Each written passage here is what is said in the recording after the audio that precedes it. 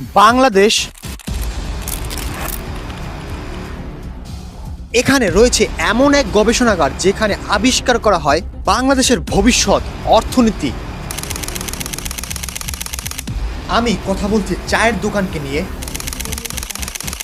চায়ের দোকান শুধু দোকান নয়, এটি হলো জ্ঞান চর্চার কেন্দ্র, ভবিষ্যৎবাণীর ঘর আর মানুষের ব্যক্তিগত জীবনের এক বিশাল ব্ল্যাক হোল।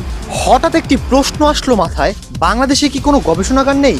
রয়েছে, কিন্তু গত 50 বছরে তারা স্যাটেলাইট বানানোর থেকেও একটা রিপোর্ট বানাতে বেশি সময় নিয়েছে। আমাদের ল্যাবগুলো আজও বের করতে পারেনি কেন বাস দেরি করে আসে, কেন লোডশেডিং হয়, সরকারি অফিসে সবাই এত ব্যস্ত থাকা সত্ত্বেও কাজ কেন এত ধীর গতিতে হয়। তার মানে কি আমাদের কোনো আবিষ্কার নেই? বাংলাদেশেও কিছু আবিষ্কার রয়েছে। বুয়েট আবিষ্কার করে অটোরিকশা, আর গ্রামের একটি ছেলে আবিষ্কার করে হেলিকপ্টার, যা মানুষজন এখন পর্যন্ত উঠতে দেখে নাই। নাসা আবিষ্কার করে ব্ল্যাক হোল, আর আমাদের দেশের গবেষণাগারগুলো আবিষ্কার করে ব্ল্যাকমেইল।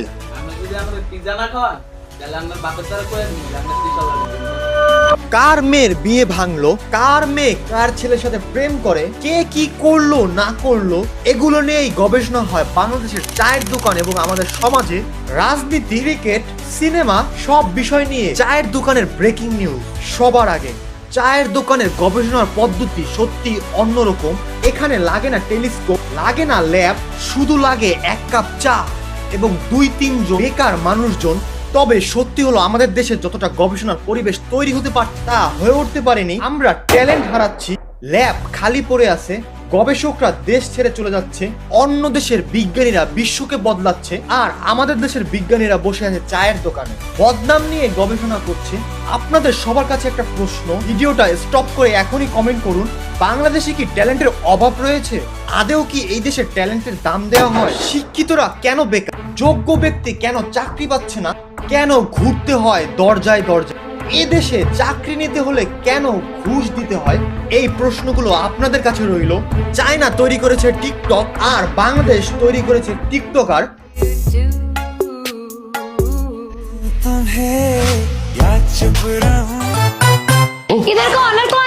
আমেরিকা তৈরি করেছে ফেসবুক, ইনস্টাগ্রাম, আর বাংলাদেশ তৈরি করেছে এ ধরনের কিছু কন্টেন্ট ক্রিয়েটর। যারা কন্টেন্ট মনিটাইজেশন পান নাই, অনলি 3টা সেকেন্ড ওয়েট করবেন। পরিচয়, আমি একজন কন্টেন্ট ক্রিয়েটর। আমার ভিডিওতে ভিউজ হইলেও আমি ভিডিও দিব, আমার ভিডিওতে ভিউজ না হইলেও আমি ভিডিও দিব। আসলে আমি চায়ের দোকানকে সামনে রেখে যা বোঝাতে চেয়েছি আপনারা হয়তো বুঝতে পেরেছেন। যদি বুঝে থাকেন অবশ্যই কমেন্ট করে জানাবেন আমি কি ভুল কথা বলেছি নাকি সঠিক।